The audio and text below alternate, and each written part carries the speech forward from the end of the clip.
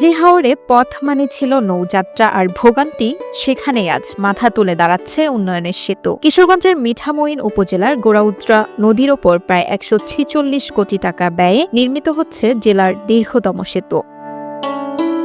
সেতুটি শান্তিপুর গোপদিঘি এলাকাকে সংযুক্ত করছে আধুনিক সড়ক যোগাযোগে। এরই মধ্যে ৩৫ ভাগ কাজ শেষ হয়েছে, নির্মিত হয়েছে ১৭৪টি পাইল।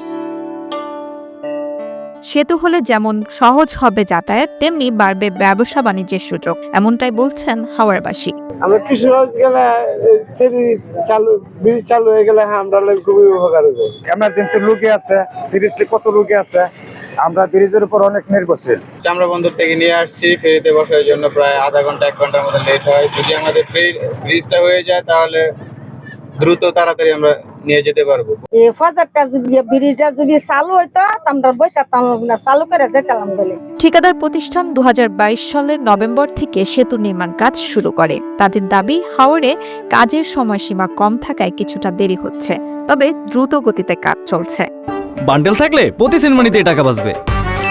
বিকাশ সেনমানি বান্ডেল কিনে জিতুন প্রতি লেনদেনে। বর্তমানে আমাদের কাজটা চলমান রয়েছে দ্রুত গতিতে। বর্তমানে পাইলের কাজ চলমান রয়েছে, pile cap, column, pier cap এবং অন্যান্য আনুষঙ্গিক কাজ চলমান রয়েছে।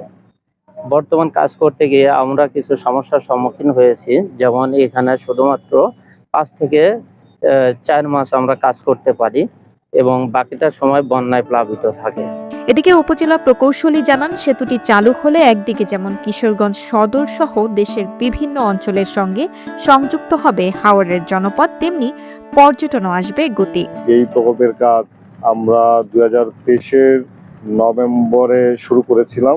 তো কাজটি এখন পর্যন্ত আমরা প্রায় 35% বাস্তবায়ন করতে পেরেছি এবং কাজ চলমান আছে।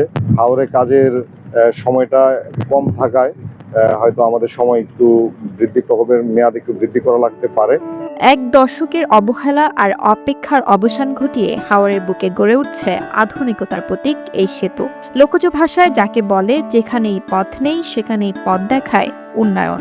এই সেতু কেবল যোগাযোগের নয়, হাওরবাসীর স্বপ্নে ছুঁয়ে ফেলার সেতু বন্ধন।